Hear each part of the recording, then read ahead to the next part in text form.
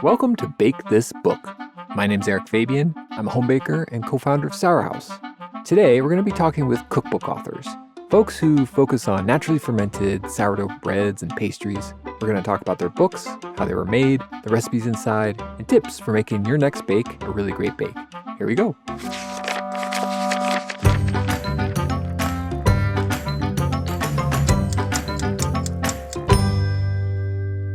Hi, I am excited about our conversation today. I'm joined by Aran Goyoaga, a 3-time James Beard Award-nominated recipe developer and food blogger.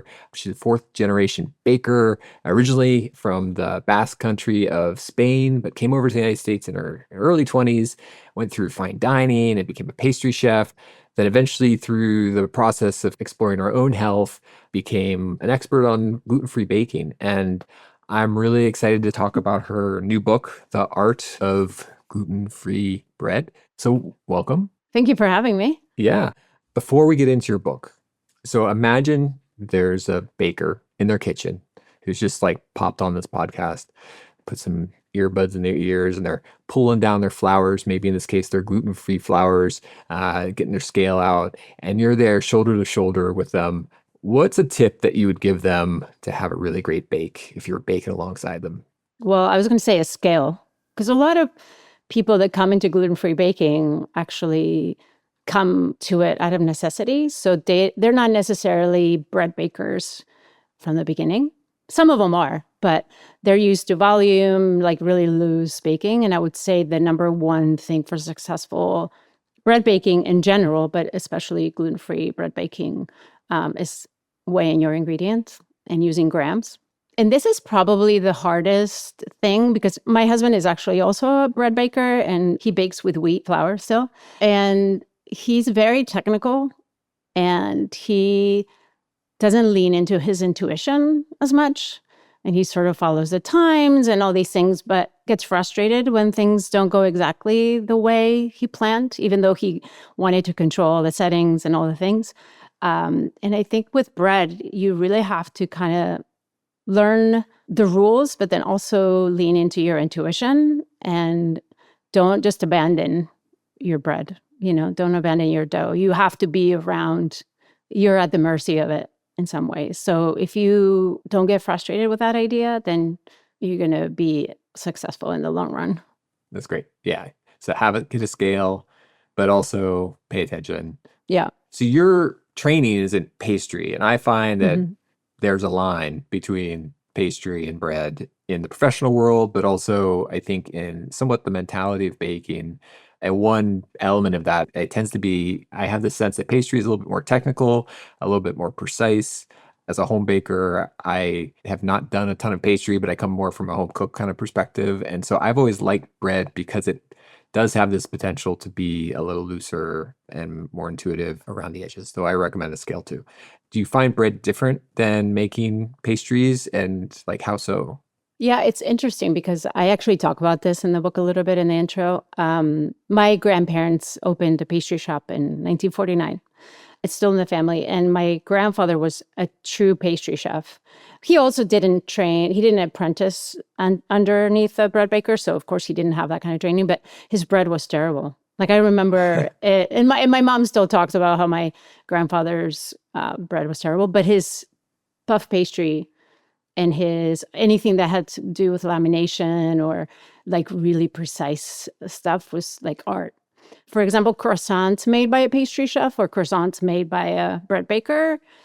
And there's, of course, exceptions, and I hope nobody gets offended by this. But in general, there's sort of the stereotype, especially where I come from, that croissants by a pastry chef are going to be a little bit more refined than one made by a bread baker.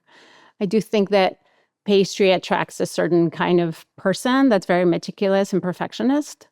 So I get that. Do you think when you start working with gluten-free flours, because they don't give us the signals that, come with gluten and, so the mythology and kind of like grandma advice has been passed down sort of goes out the window. Do you think that a more technical kind of precise path is the path to making better gluten-free bread? Do you need to have the mind of a pastry chef when you're baking gluten-free? I don't think so. I actually think it's the same with regular bread baking, where you have to learn what the rules are and the science behind it a little bit. But then once you understand what each ingredient does or what is happening, you also develop an intuition for it. So I Hmm. don't necessarily think you need to be super technical. And in fact, I think gluten-free bread baking is a lot simpler because you don't have gluten. So you're not really working towards like the perfect stretch. Or, I mean, there's Hmm. things you have to learn, but I feel like it's a little bit more straightforward. Of like you mix something, you let it rise. You don't have to worry about over mixing it. It's got its limits, but in a way, it makes it simpler for you, I think.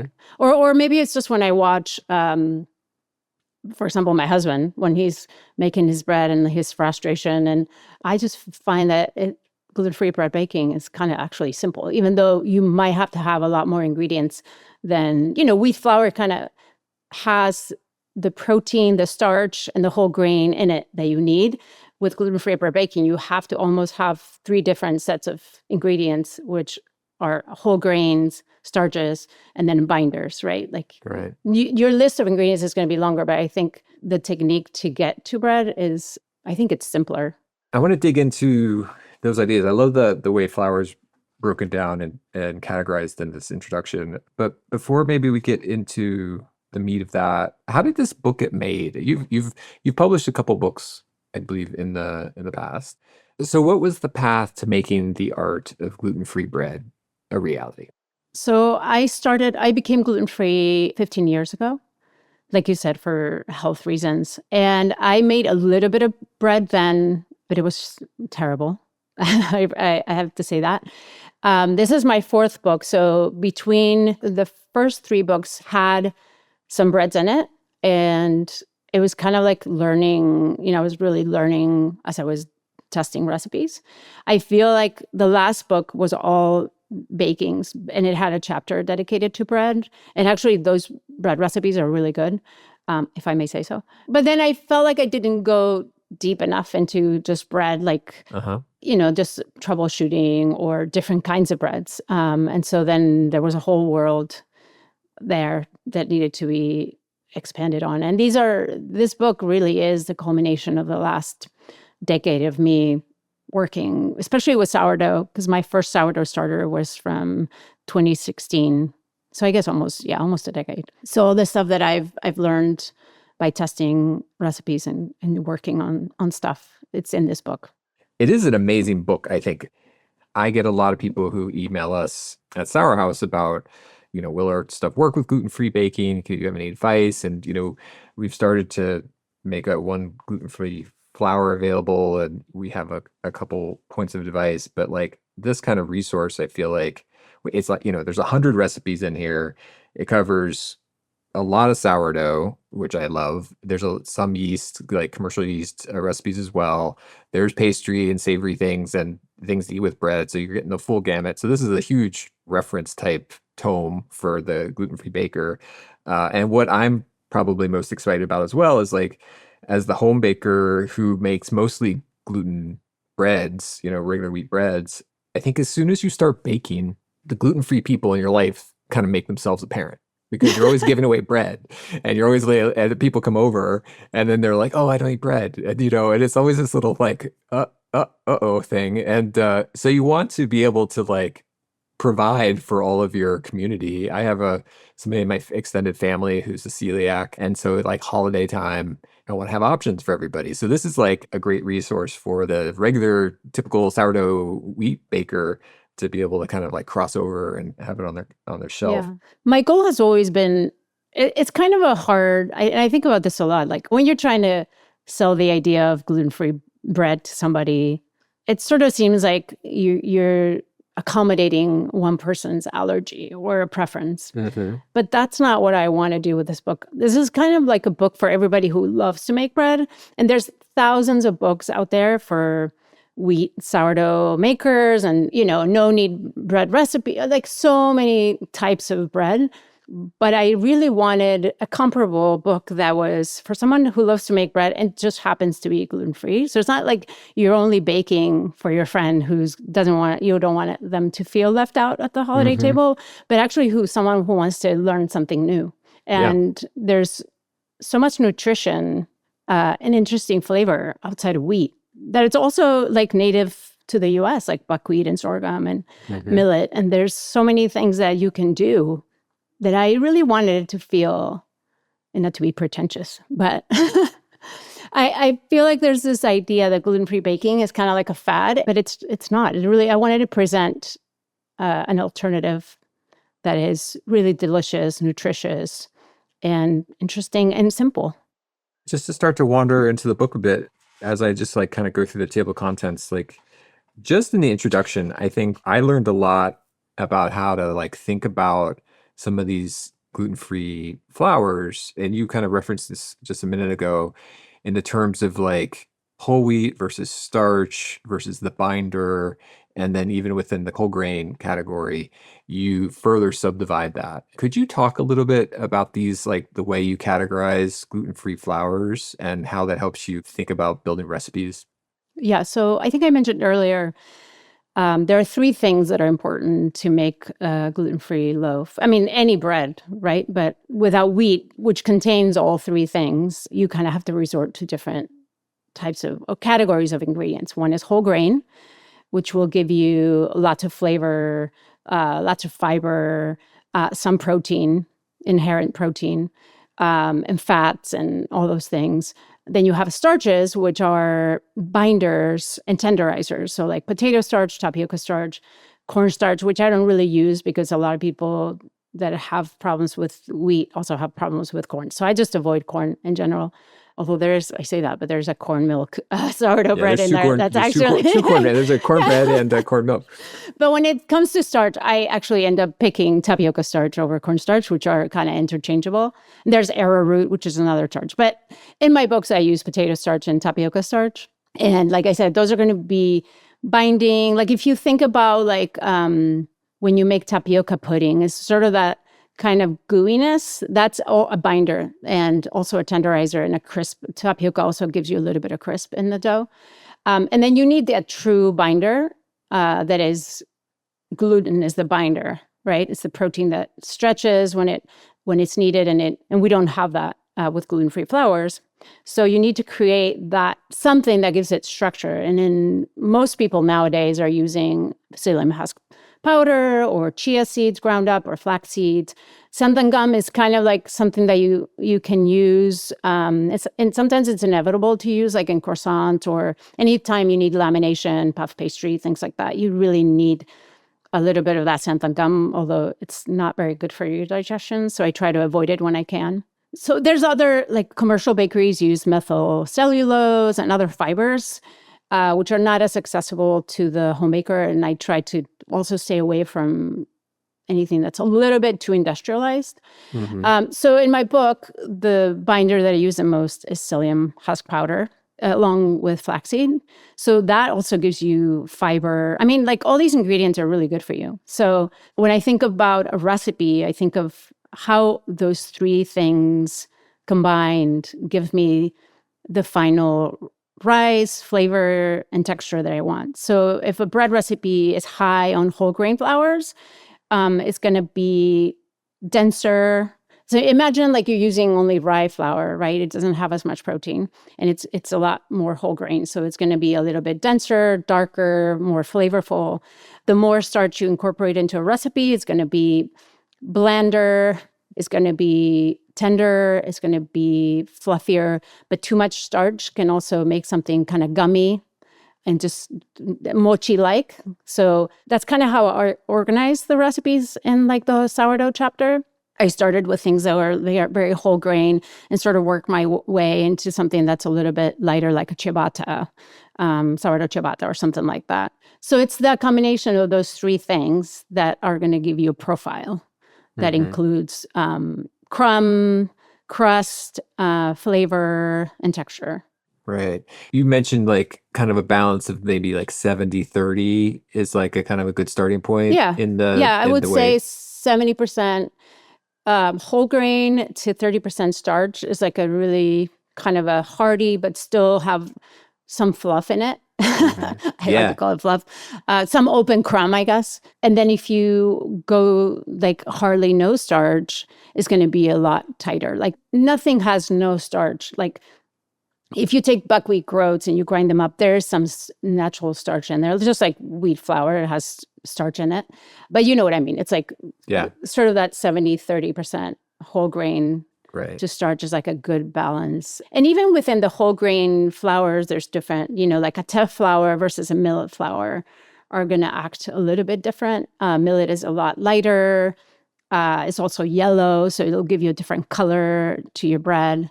But when I'm thinking whole grain, I'm really thinking like brown rice flour, sorghum, teff, buckwheat, things that are a little bit like hearty that way. Yeah. Working with these gluten-free grains, a cake rises by using leaveners and whatnot, but it doesn't have that gluten structure. You avoid the building of the gluten structure, but you're still trying to create times maybe a fluffy type mouthfeel and, other kind of things. In constructing these grain profiles, is that similar at all to cake profiles, or is it different? Cake making and bread making, whether you're using wheat or not, are just completely different things because when you're making cakes, you're actually trying to kind of push away from that really elastic property of Hmm. of gluten. The whole purpose of making bread is to trap air that comes out of fermentation. Gluten is essential. So that's why I have to think about, okay, now I really need some support. And I don't use eggs. And so you might see like old, like maybe from 10 years ago, gluten-free breads, like yeast breads they have eggs for added structure, like egg whites but I don't like to, I like of course, if I'm making brioche, I want to have eggs. But if I'm making sourdough bread, I don't want to have eggs in my bread because it's just not even, I can taste the egg whites. So that's why I need fibers like flaxseed or psyllium to give that structure. Yeah, and gums have bad PR right now. So what's the what's the kind of feeling around gluten-free baking, around gums and around using these things? Do you feel like this is the direction things are generally going, or are people still trying to figure out how to use psyllium and other options to kind of replace gums right now?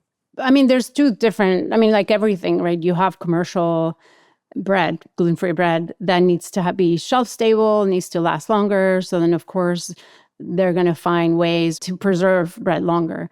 And so that's when like you have methyl cellulose and other fibers that maybe are a little bit more lasting. But I'm just thinking like someone who's really wants flavorful bread, that it's nutritious and also like looks good. I'm not just talking about like a brick of bread because it's like 70s hippie bread. I'm like talking a sourdough loaf that Instagram has bread, open crumb. Yeah. yeah, I yeah, mean, you're not ever going to get focaccia with huge holes yeah. with gluten-free bread unless you're adding something that's like industrial that we know right now. Maybe new products will come out. But I'm thinking like you see in the book, there's plenty of like nice crumb breads in there. And the thing with xanthan gum is it's industrial, like it's a kind of like a industrialized chemical ingredient. And I use it. So it's in the book and I don't, sometimes you need it.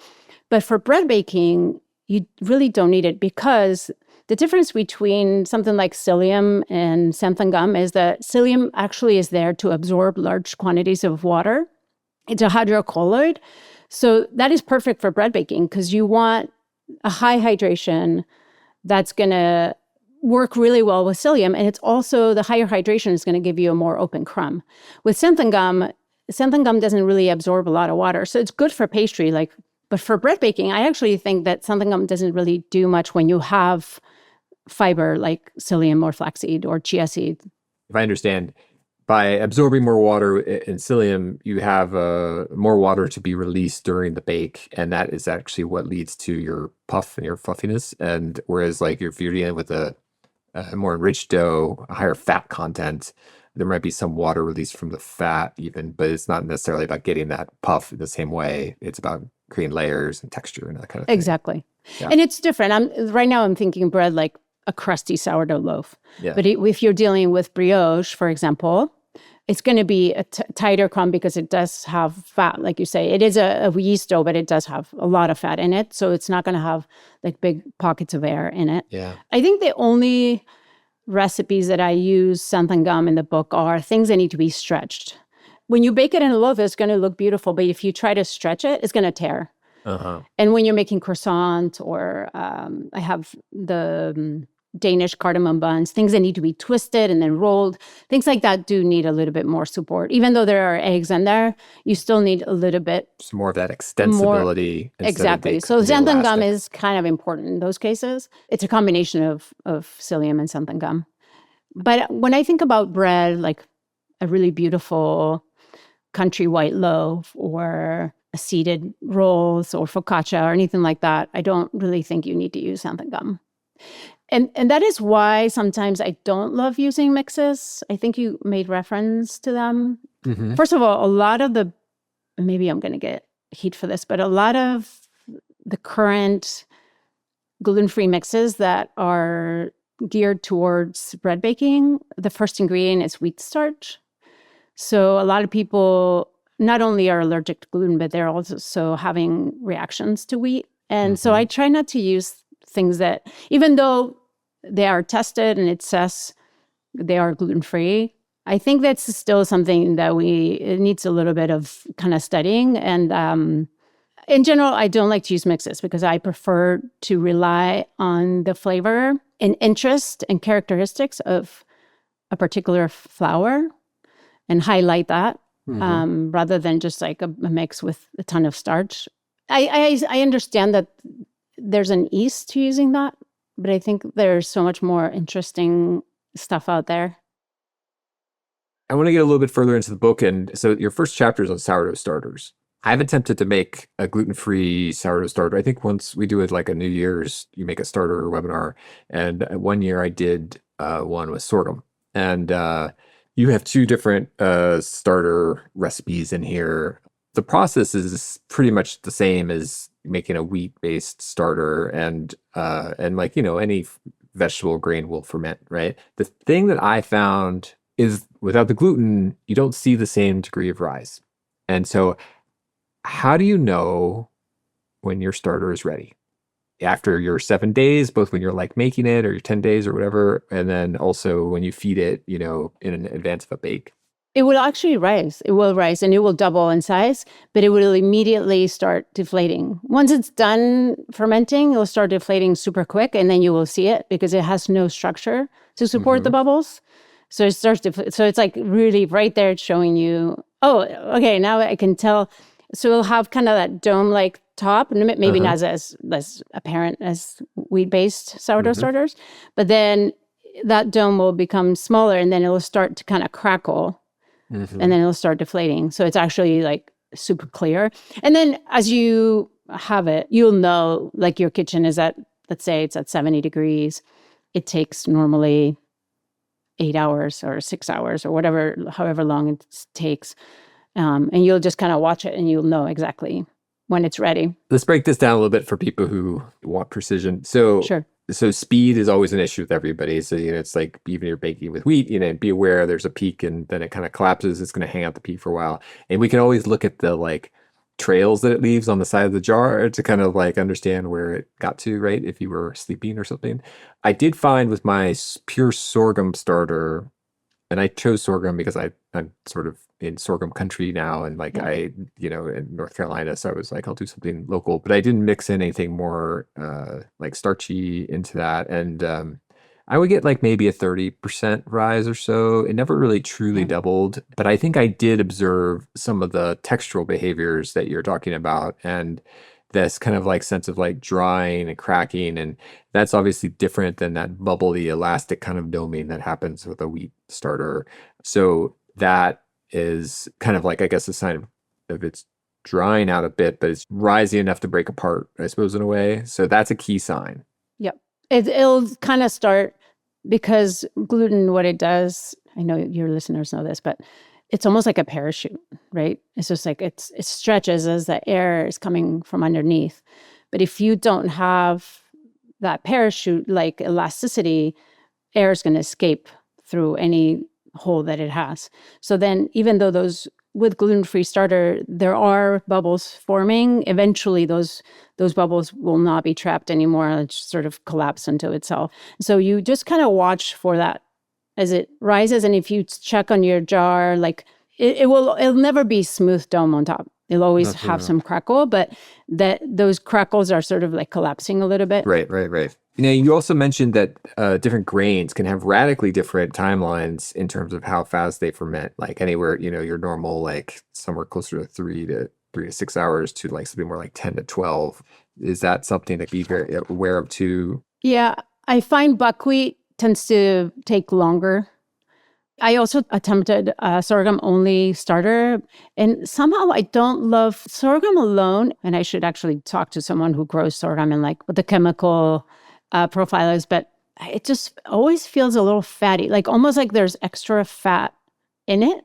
And I don't know if this is even true, but the way it feels to me, like working with pastry, is different. Like the same amount of, you take 100 grams of brown rice flour, mix it with 100 grams of usually 120 grams of water.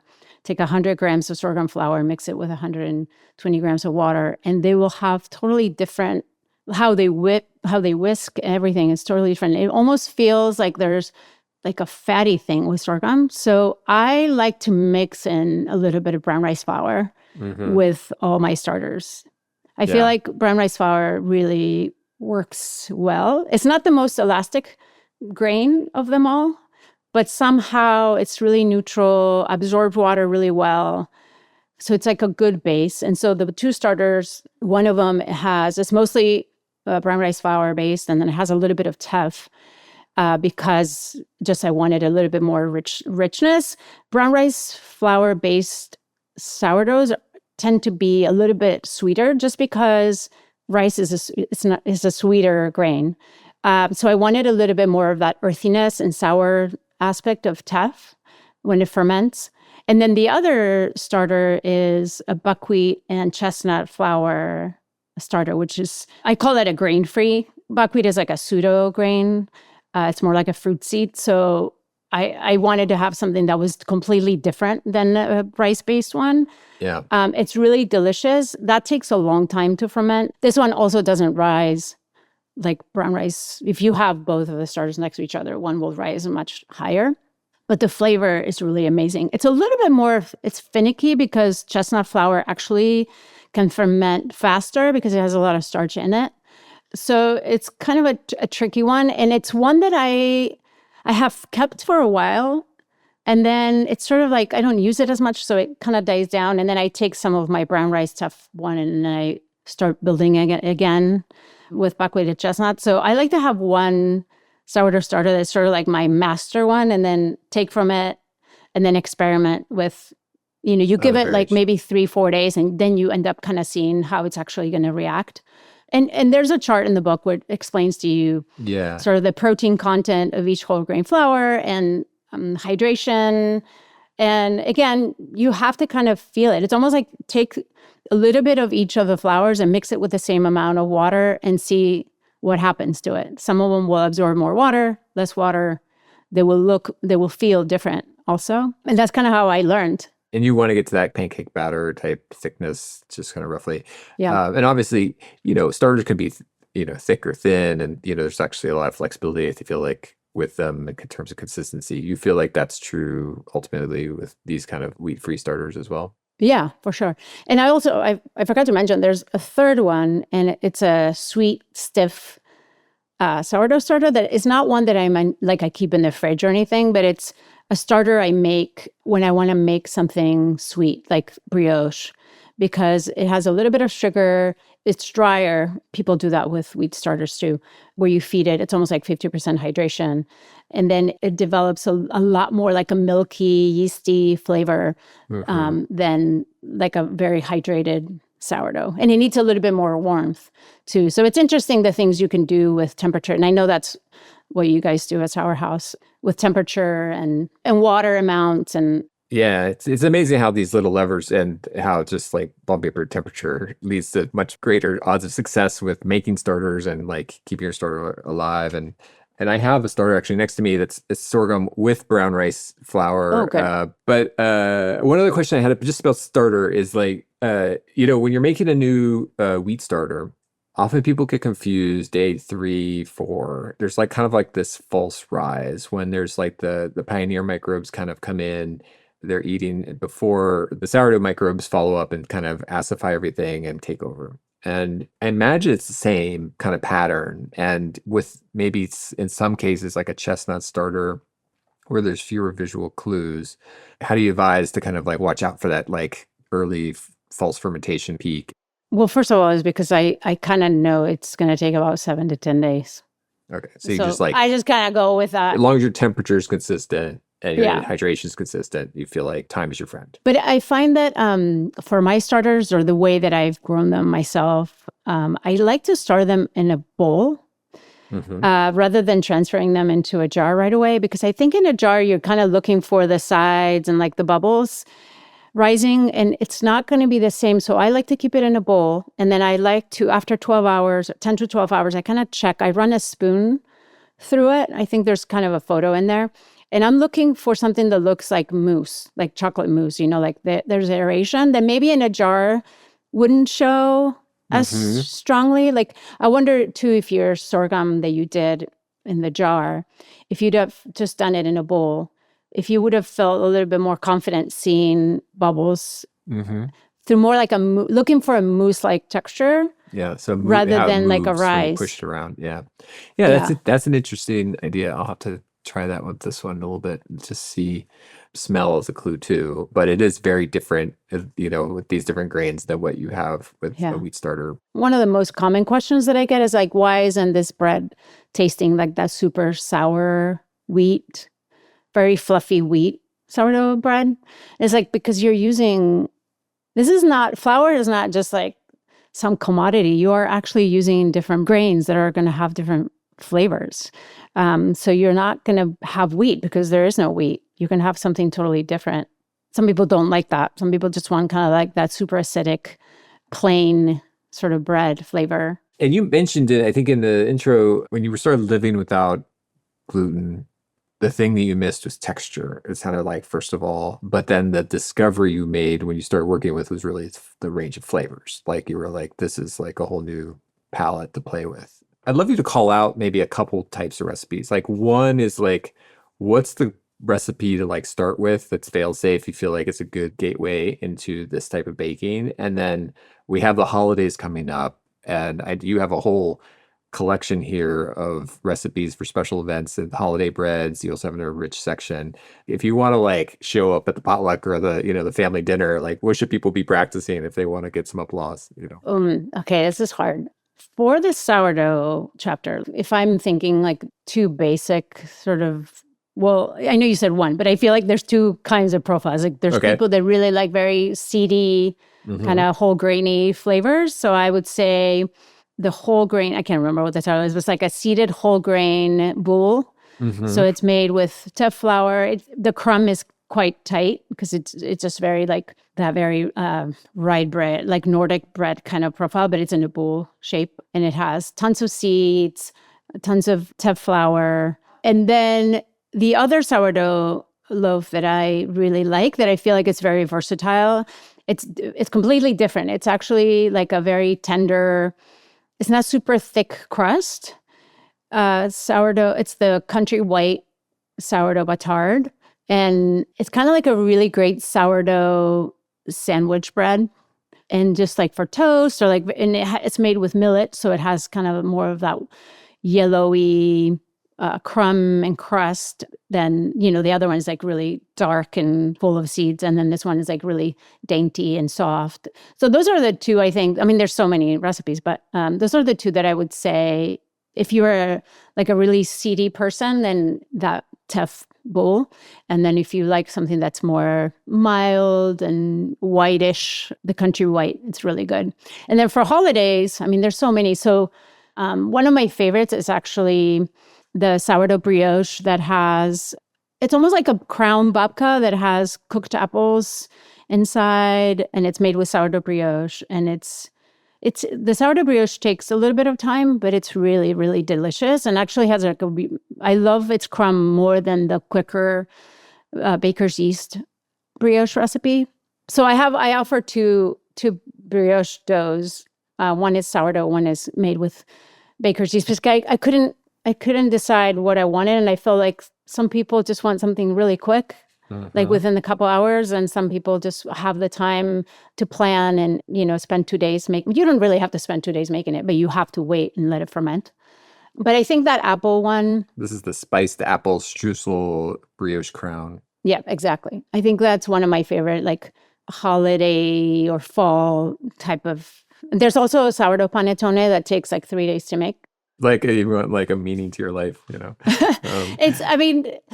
I mean, there's so many. Croissants are also like for people that can't eat gluten, like finally being able to have a croissant is actually like, it's almost like people cry. Yeah, it totally. And I mean, you do donuts and you have challah, like, there's Stalin, like there's a lot of the like classics that you're going to need for your table wherever you come from in the world are in here as well.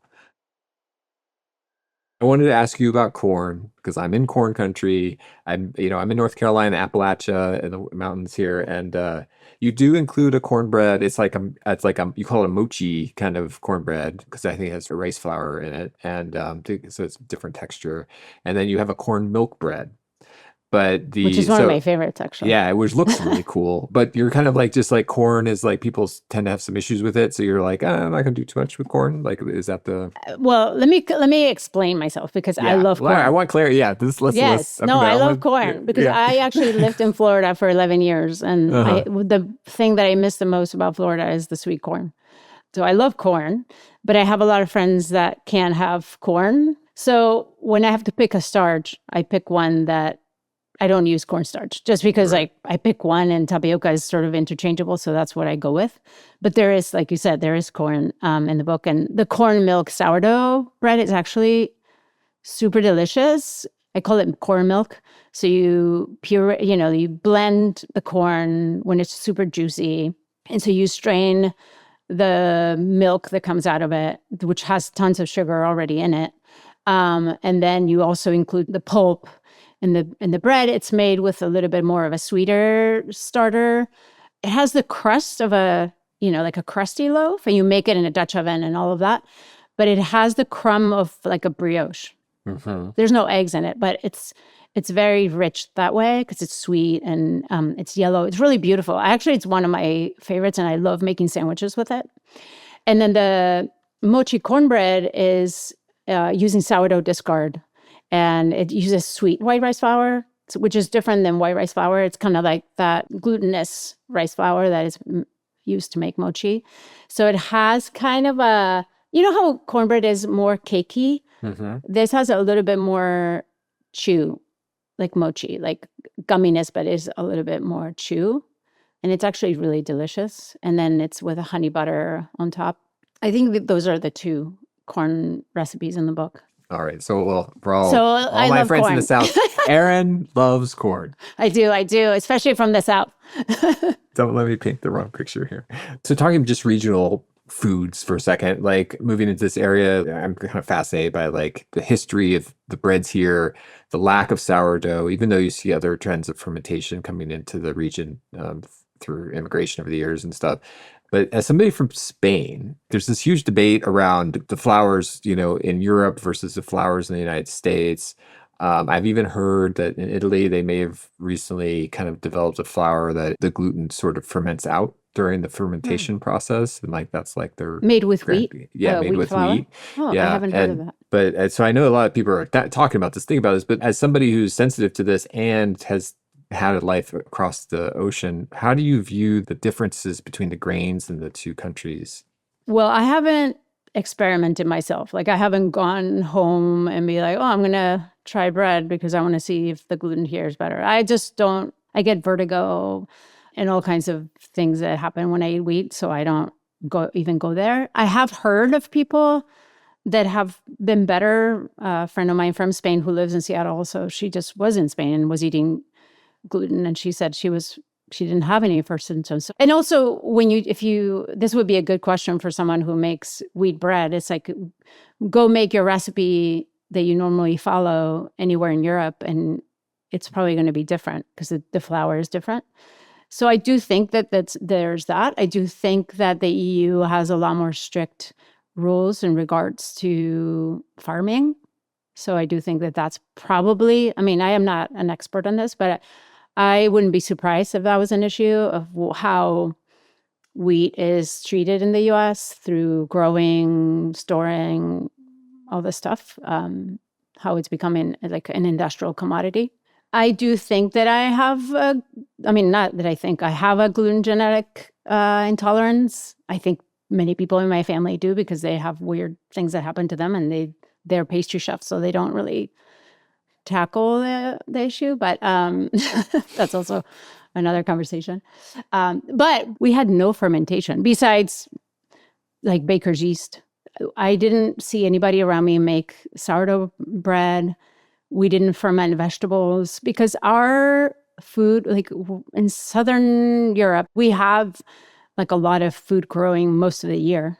So it's kind of like you didn't really need to preserve. Like the things that we preserve were like bonito tuna canned in olive oil, or like tomatoes from the summer. But we didn't really ferment like in Eastern Europe or Nordic countries. We didn't really ferment things. And then sourdough starters, I never saw any around. We used to have fresh yeast, which I'd never see in the US, which I still like when I go to Europe and I see, like when I go to visit my cousins in the bakery and I see the fresh yeast blocks. I don't know if you've ever seen them. They're blocks, like kind of gray, beigey blocks, and I smell them and they smell so good.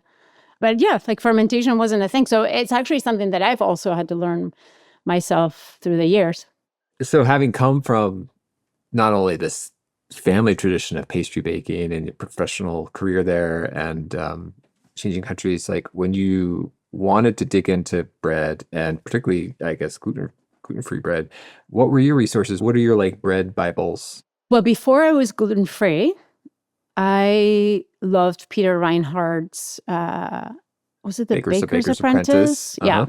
And my biscuit recipe is based, I think I say that in the headnote in the book, not in this book, but it was in my second book. It was his method that I use. And then when I went gluten-free, Naomi Devlin, who used to be an instructor at River Cottage in the UK, she was experimenting with gluten-free sourdough starter. She's celiac. And she was kind of my reference. And then what other bread? I mean, of course, tartine, but that came after. I wasn't eating gluten then. But I think, I would say Peter Reinhardt was kind of the one. And I actually, before any books, when I worked the Ritz-Carlton, I worked with a French baker. So I worked morning or afternoon or evening shifts, and he worked nights. And so I never worked under him, but we overlapped a little bit. And his name is Johan Willer. And he was amazing. I wish I would have worked with him. He was really an inspiration. You know, his name is not known. I mean, he's amazing, but he hasn't written books. I wish he did.